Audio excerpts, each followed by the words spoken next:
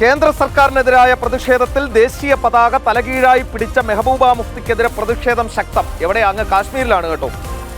റിയാസിയിൽ ജനങ്ങൾ സംഘടിപ്പിച്ച തിരങ്കാ യാത്ര വിഘടനവാദികൾക്ക് താക്കീതായി മാറി. ജമ്മു കാശ്മീരിന്റെ മാറുന്ന മുഖമാണ് പലയിടത്തും നടന്ന തിരങ്കാ യാത്രകളിലൂടെ പ്രകടമായത്. പണ്ട് സൈന്യത്തിന് കല്ലെറിഞ്ഞുകൊണ്ടിരുന്നവരാണ്.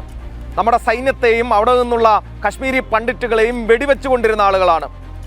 തരം കിട്ടിയാൽ മൈക്കിലൂടെ അനൗൺസ് ചെയ്ത് പുറത്തിറങ്ങി സ്ത്രീകളടക്കം കല്ലെറിഞ്ഞ സ്ഥലമാണ്. ഇതാ അവിടെ ഒരു നേതാവ് മെഹബൂബ മുഫ്തി, പഴയ മുഫ്തി മുഹമ്മദ് സെയ്ദിന്റെ മകളാണ്.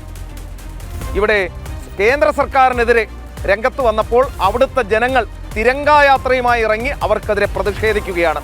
ഈ പാറ്റ കലാപത്തിൽ സ്വന്തം പാർട്ടിയെ, സ്വന്തം പ്രധാനമന്ത്രിയെ പിന്നിൽ നിന്നും കുത്താൻ ശ്രമിച്ച ആളുകൾക്ക് കശ്മീരിലെ രാഷ്ട്രസ്നേഹികളായ ആളുകൾ ഒരു ഉദാഹരണമായി മുന്നിൽ നിൽക്കുകയാണ്. വാർത്തയിലേക്ക്. ജമ്മു കാശ്മീരിൽ കേന്ദ്ര സർക്കാരിനെതിരെ പ്രതിഷേധിക്കാനിറങ്ങിയ മെഹബൂബ മുഫ്തി കുരുക്കിലായിരിക്കുകയാണ്. ദേശീയ പതാക തലകീഴായി പിടിച്ച PDP നേതാവിനെതിരെ പ്രതിഷേധം ശക്തമാകുന്നു.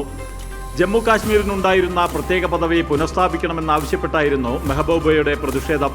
തലകീഴായി ദേശീയ പതാക പിടിച്ച മെഹബൂബയുടെ ദൃശ്യങ്ങൾ സമൂഹ മാധ്യമങ്ങളിൽ പ്രചരിക്കുന്നുണ്ട്.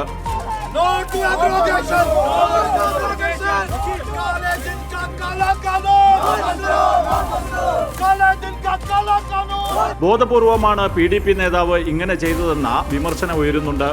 അതിനിടെ ജമ്മു കാശ്മീരിലെ റിയാസിയിൽ തിരങ്കാ യാത്ര നടത്തി ജനങ്ങൾ ഭാരതത്തിന്റെ ഐക്യത്തിനും അഖണ്ഡതയ്ക്കും ഒപ്പമാണെന്ന് ഉറക്കെ വിളിച്ചു പറഞ്ഞു.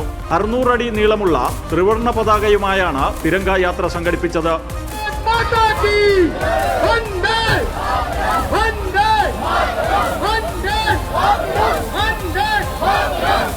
വിഘടനവാദികൾക്ക് താക്കീതുമായാണ് ജനങ്ങൾ തിരങ്കാ യാത്ര സംഘടിപ്പിച്ചത്.